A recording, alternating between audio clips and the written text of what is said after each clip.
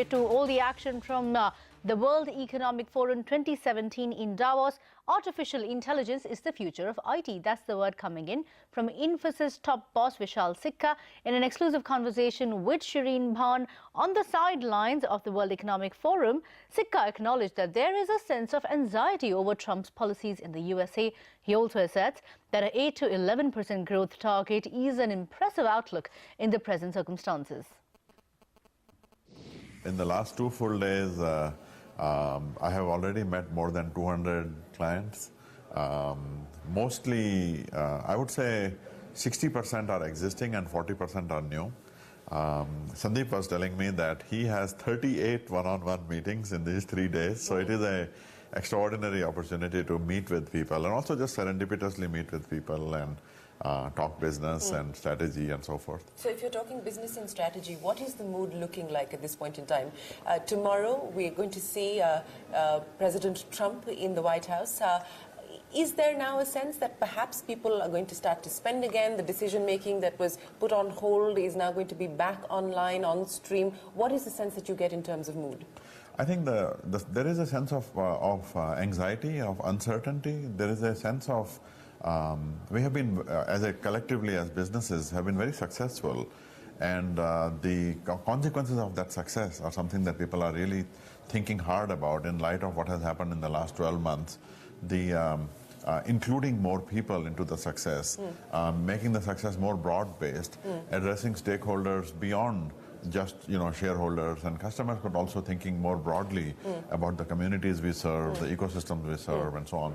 So those are some of the things not only being discussed in the World Economic Forum, but also just that genuinely on people's minds. When AI, it is very clear that a lot of the jobs of the past are going to be displaced by AI. So people are genuinely thinking about what does it mean to reskill people and bringing in larger collections of people into the workforce of tomorrow as a result of better skilling and training and so forth. So, but if I were to just talk in terms of business, do you believe that FY18 is going to look better than FY17? Because in FY17, not just for you, but industry as a whole, growth has slowed down significantly. It is true that the growth has slowed down significantly, but I am an optimist.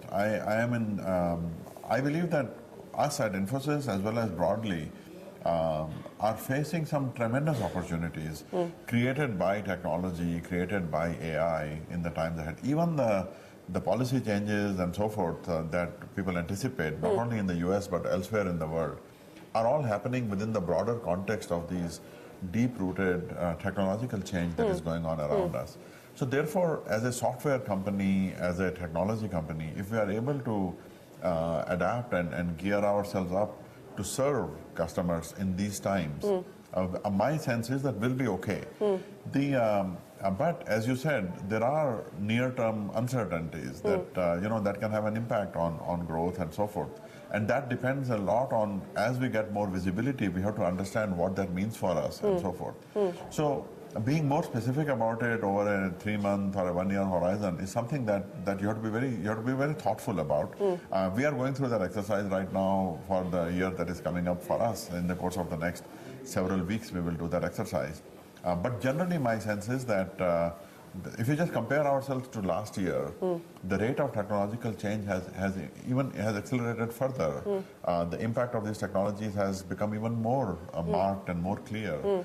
So therefore, if we continue to deliver in these times, we'll be okay. But from a 13.5% kind of growth rate down to about an 8.5% kind of growth rate, given the fact that there is near-term uncertainty and perhaps near-term volatility as well, as far as deals, etc., are concerned, whether it's Europe or the US, is that kind of growth rate, what you're going to have to make peace with? I don't know yet. If you just wait until April, we will know more by that time, more precisely.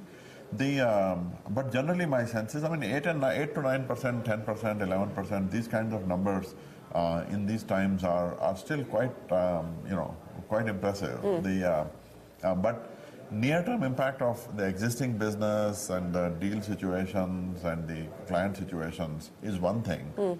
The broader atmosphere is another one where, all my meetings with clients, you find that there is a deep need for understanding the role of AI, the impact of AI. risk, fraud, money laundering in banks, understanding complex contractual and policy obligations, the new autonomous driving technologies, autonomous machine technologies, the ways in which AI and digital and all these technologies can be brought together to really rethink many of the applications. Like you see the digital twin of an airplane engine here, and how the life cycle can be dramatically shortened, how retail experience, customer service experience can be dramatically improved. These are such amazing and valuable applications that I think that the opportunities are tremendous that are in front of us. And you can catch that entire interview at 4:30 p.m. only on CNBC TV 18.